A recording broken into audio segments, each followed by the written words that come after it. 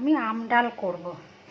মুসুর ডাল আর আম কেটে নিয়েছি, প্রেসারে জল দিয়ে দিয়েছি, জল গরম হয়ে গেছে, ডালটা দিলাম, একটু হলুদ দিয়ে দিলাম আর নুন দিয়ে দিচ্ছি, দিয়ে এটা হচ্ছে সেদ্ধ করে নেবো ডালটা। কড়াইতে তেল দিয়েছি, গরম হয়ে গেছে, লঙ্কা দিয়ে দিচ্ছি, লঙ্কাটা লাল লাল হয়ে গেছে, সর্ষে ফোড়ন দিচ্ছি,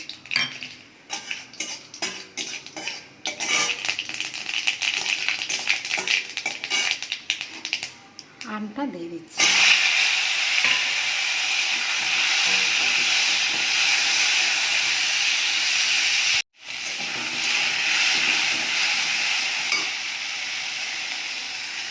নুন আর সামান্য হলুদ দিয়ে দিলাম, যেহেতু ডালে আগে হলুদ দিয়েছি।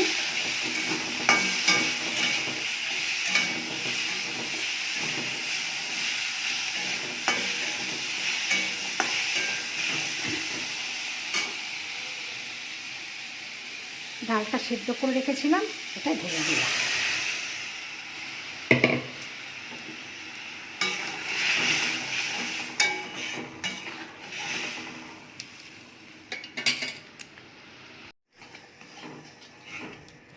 আমগুলো সেদ্ধ হয়ে গেছে, আম ডাল হয়ে আসছে, একটু চিনি দিয়ে দিচ্ছি,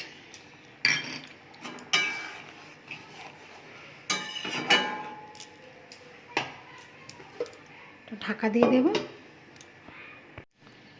আম ডাল হয়ে গেছে।